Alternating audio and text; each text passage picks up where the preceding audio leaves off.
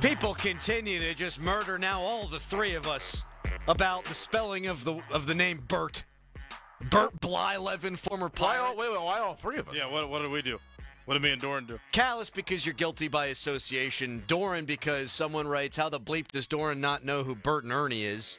I do know who Bert and Ernie is. Well, you can't tell them apart, man. I don't know who is who. You know, Crowley, you just admitted you didn't know them apart either. I agree. I know. We're all I know we're how all to spell complicit. it. Why are you torturing me and Doran for no reason? I'm not torturing anybody. I'm saying we're all in this together. We're getting murdered on the text line. Now we're in it I together. don't think we're in it together. Like, I just read someone who dropped the F-bomb about you not knowing who Bert and Ernie is. I know who Bert. I don't know who's Bert and who's Ernie. I was going to say. Did you? No. Did Callus? No. Yes, I did. I knew the difference between the two. Yeah, you did.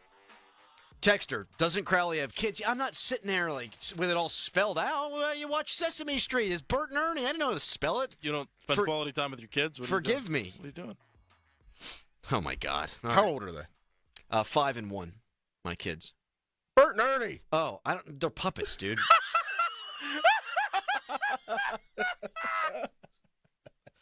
Ray Fittipaldo joins us now.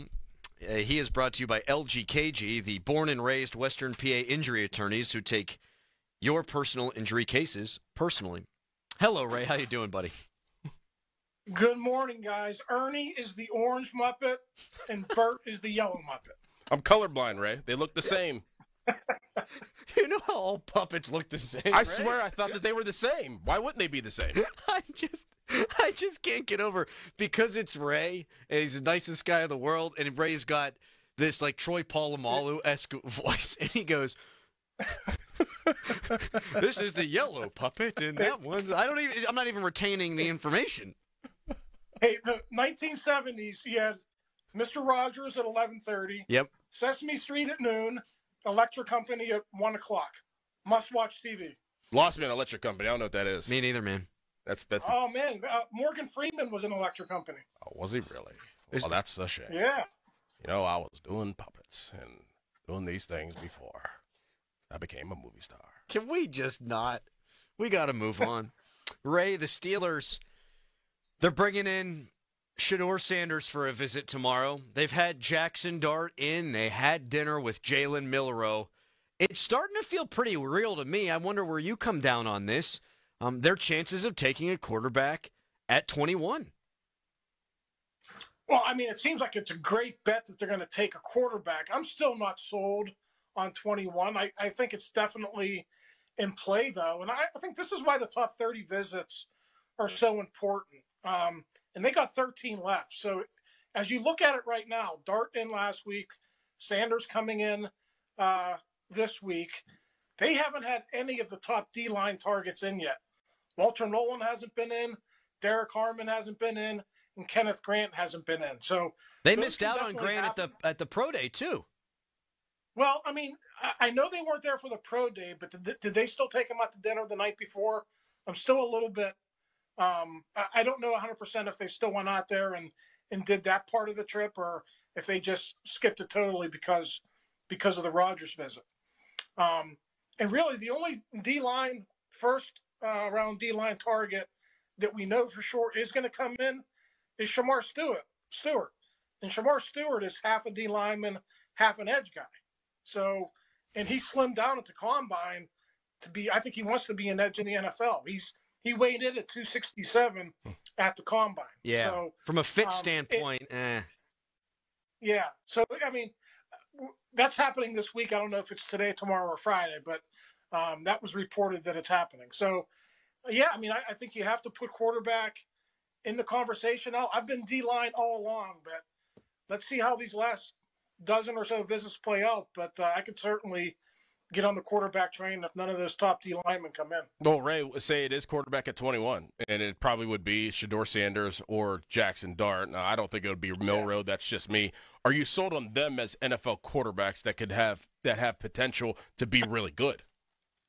Yeah, I mean, I think I've been pretty consistent on this. I'm not in love with this quarterback's class, but I don't think there's a whole heck of a lot of difference between Cam Ward and Shedeur Sanders. I mean, Sanders isn't going to wow you with anything. But he's a solid passer. He's accurate. I know he doesn't have a great arm. He's got experience. And if you listen to some of the draft analysts out there, they say he's got really good processing skills, which is a huge part of the evaluation for NFL teams, that this guy actually knows how to read defenses, where a lot of these quarterbacks come into the NFL now and they don't. So that's one important box that he has checked there. The athleticism isn't great. The arm isn't great, but he's just one of those guys who I think is probably a good second round pick in most years. But you guys know quarterbacks get pushed up into the first round all the time. That's what's going to happen again. Can people stop texting in about the Bert and Ernie, please? Because I have a compulsion to read the text line, and I am so distracted over here, and I can't not chase the shiny object. And this one for the colorblind among us. Ernie has the round head. Bert got the elongated head. That's what I like. But I knew that, but I just didn't know who was who. Like, so wait, Ernie has elongated? Bert does. Bert looks like he would have the round head. Bert got the long head. All right. Ray Fittipaldo with us here on the Fan Morning Show. Ray, do you think one of those guys will be there at 21?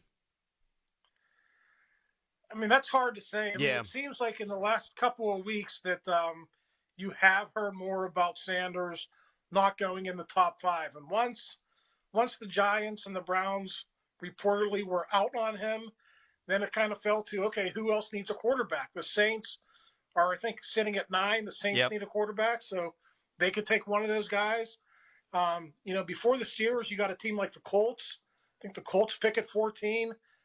They potentially could need a quarterback with everything that's happened there with Richardson. So I don't think it's a great bet that he would be there at 21. But after the Saints and the Colts, and I don't know, maybe the Jets, there's probably not a whole lot of teams in between that actually could use a first-round pick on a quarterback. Right, I think it's less than 1% chance, but that's just me. Other people think that there's a higher percentage chance of this happening. Percentage chance that George Pickens gets traded during the draft. Oh, I think it's higher than 1%. I'm not saying it's going to happen, Doran, but I just think that if they can get a second-round pick for him, if there's one team out there, and it only takes one, but if there's one team out there that wants to give you a second-round pick for George Pickens, I would do that in a heartbeat, and I would turn around and get a receiver at some point. It doesn't have to be with that second-round pick. You can still get a receiver in the third round, but I just think that would set you up for down the road. I know 2024 on paper could look pretty good with George Pickens, but if you want to plan for the future at all, and let's face it, you're probably going to have a new quarterback, and DK is going to be here for 4 or 5 years. I think planning for the future might be the route to go. So I'm not looking at the text, but then Callis can't help himself. Someone called in off the air, and he felt the need to say this in my ear, that Ernie is the rubber ducky guy, just so we clear all that up. Ray, tonight is the big night for the Pat McAfee show. Is today the day we find out about Rodgers? When Rodgers came in for that Friday visit, we got some intelligence that on Thursday night that something was going down there. But we couldn't really confirm that and write that until Friday morning. I haven't heard anything this time about Rodgers flying in or Rodgers being in town. So at this point, guys, listen, I mean, McAfee and Rodgers have the means to do it without anyone knowing. There could be a private plane involved that we don't know about. But with the Steelers, I know I had about 12 to 18 hours notice that it was happening, and I just haven't heard anything along those lines now. Ray, that's good info. I didn't know that you had heard something the night before on Rodgers' visit. Although, I mean, the guy likes dark spaces. You can throw him in a hockey bag, put him under the plane. Adam, you hear stuff all the time, but you don't really feel comfortable writing it until certain people tell you definitely that's going to happen. But I haven't even heard not even a whisper. Not even a whisper this time. But hey, that doesn't mean it's not going to happen, though. It definitely could happen.